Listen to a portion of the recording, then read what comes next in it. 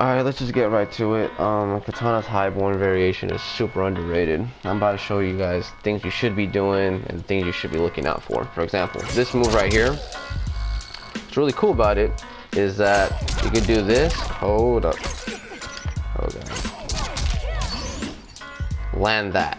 And after you land that, well, you can walk up and grab, because you're actually plus, what is it? You're like plus 16. You can walk up and grab, or keep doing it again, or there's just countless things you can do after it. My favorite thing is just to do it, and then walk up, grab. That's one of my favorite things to do. And then you could also stagger. You could just not even do it. You could just do that and then grab them because they're waiting for the fans. Or you can do this. Oh, Jesus Christ. You can do like a short hop overhead. And yeah, because a lot of people are going to be blocking low or whatever, and they're not really going to expect it. So you could do a lot of things with that string, right? But then here's what things are interesting. You go on this side. Yes, this side right here. The first fan misses. And there's a gap. But let me first explain. So you do this. Oh god. You're gonna have to time it right. Oh god. You could be plus once the second one hits. But the problem is, I believe you can even go up to 10. Let me just try this. 0. Alright, hold on. We could do it. I know we could do it.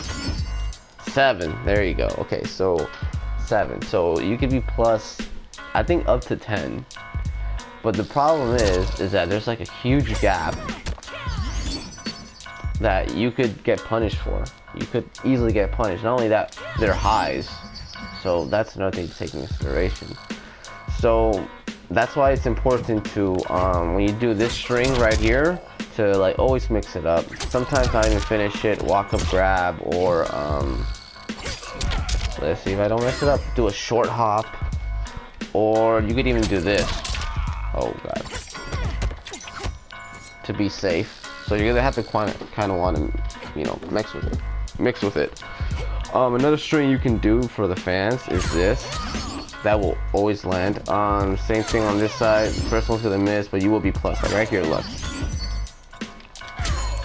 You're plus, but it will miss, and there is a gap, so you could get punished for it. But on this side, nope, not happening. It will always land. Another string you can do is, oh, no, not that one. Yeah, square, boom, land that. I think on this side it will be more reasonable to do it, because like they're probably gonna think you want to do something like that or whatever. Or oh god. Okay. See, plus 10 right there. So like, you know, you could even do that, or just poke him with it and then go for a grab. Or there's lots of things. So yeah, so a little run through is with this move right here, just this, that will land, that will land, and that will land. I've tried other things. They will not land. They will whiff. For example, like this right here. Oh god. That will miss, or even if you just go to low, it will miss. So that's one thing to take into consideration. So this, boom, and then this, boom. But at the other side, the first fan will miss, but you will be plus. But there is a gap. It all depends on your opponent, especially with their master. You're gonna get clipped probably into a crushing blow uppercut, and there goes 30% of your life, because he will probably uppercut you again. So that's that. All right, her other move that's like really good is her stance. Down, back, circle, right? So the move that I always do her stance is this right here, which does solid damage, 18 or whatever. And not only that, but this move, you are absolutely safe if your opponent blocks. You're like -7, I believe. So you're like super safe. That's like your go-to move, you know? And another thing you can do is like, once you're doing it, right, so this is what I like to do a lot. I wait a bit, and I'll wait a bit, right? So if my opponent has blocked everything, I'll just pull it out, wait a bit, and stab them once to let that block button go. I usually count a second, and it always lands. I shit you not. So I'll get put in a situation.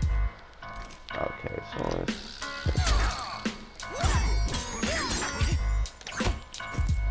Alright, but it would allow. Alright, now I'm gonna get to the half blood stance and what you should be doing with this move. First, I want to talk about like just using it in general. What you're gonna want to do is, first of all, with Kitana, the way that I like to do it when I'm like, you know, at full screen or whatever, is you're gonna throw fans, and if your opponent's not an idiot, they're gonna duck them, right? So I start ducking them or whatever. You could throw this, and it's a mid, and they can get clipped by that. So now they're gonna be hesitant. You're never gonna want to do this move up close. Like if you do it, and if it, you know, if you throw it right, and your opponent blocks it or whatever, right? You're like plus, right? And then you can go for a grab or blah blah blah, whatever. But it's just super risky because it takes, I'm not gonna lie, like a long time for it to come down. But it's really cool that it tracks down your opponent. So what you're gonna want to do with that move is basically make your opponent second guess with it. So you do that, and then you'll throw it, throw another one, another fan, whatever. So another thing you could also do is, if you want to set it up and you're like, you know, going at it with your opponent, is you could do this, set it up like that. So boom, boom, get distance, one step back, and then do it.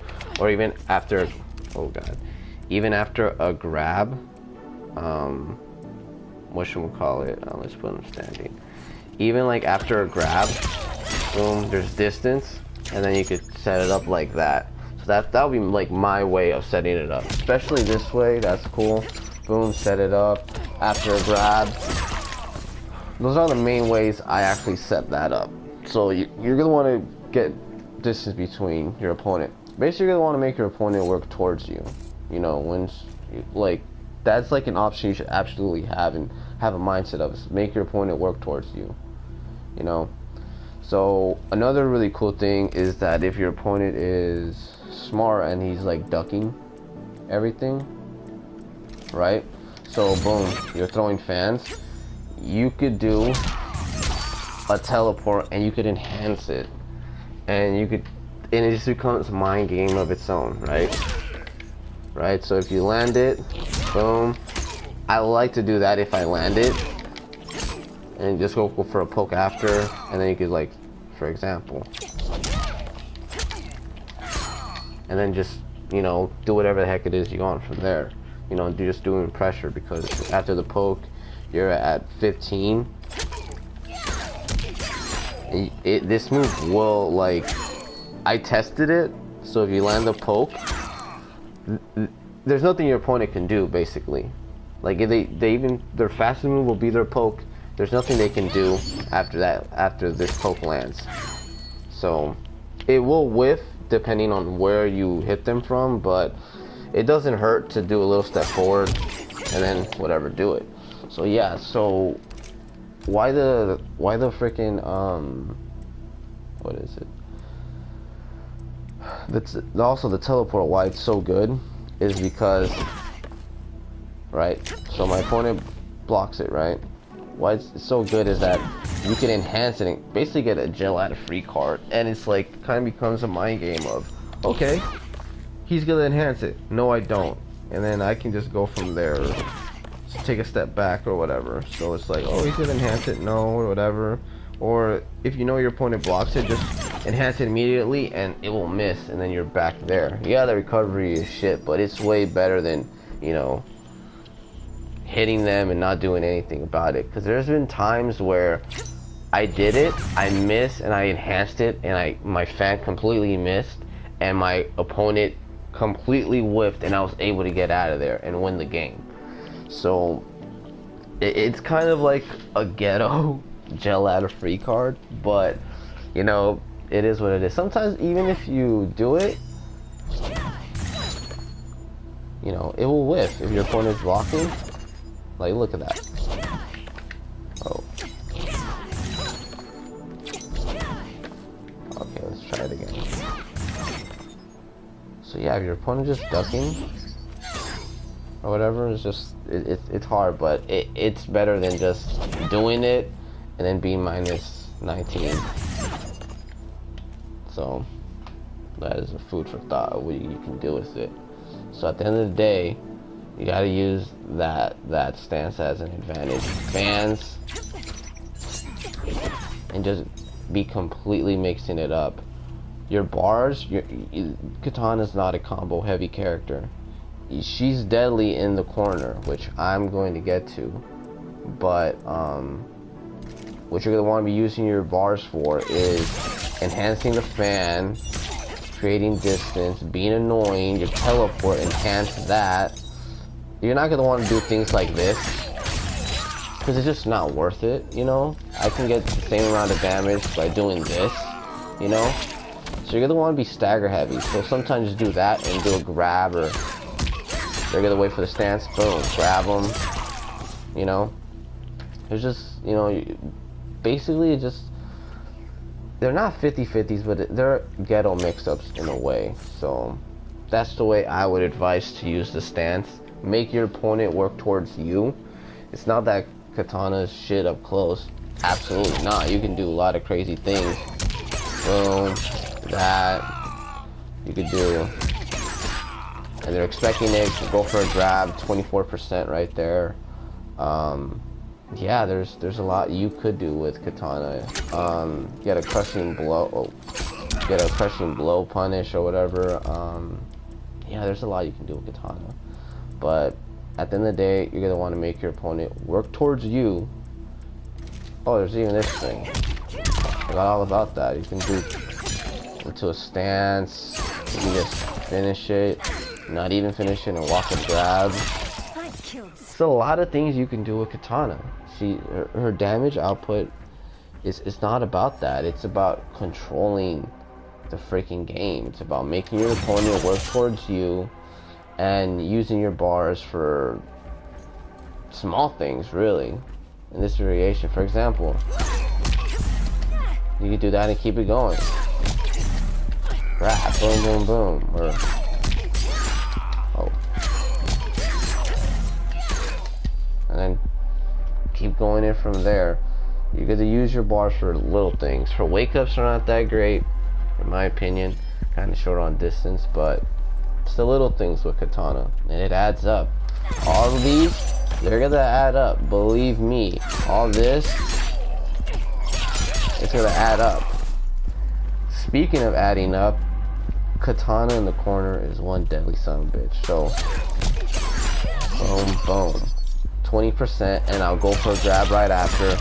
That's a lot of damage. Or, okay, let's see if I can do it.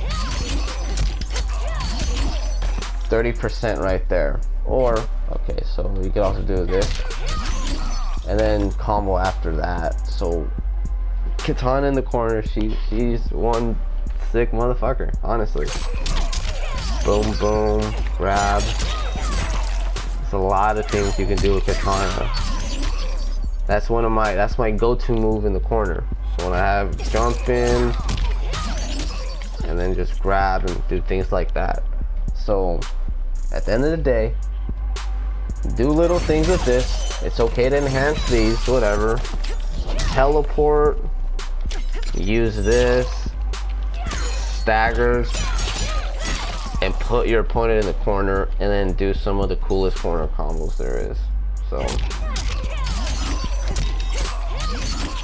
and that's how you should be using Kitana. Hallelujah, hallelujah.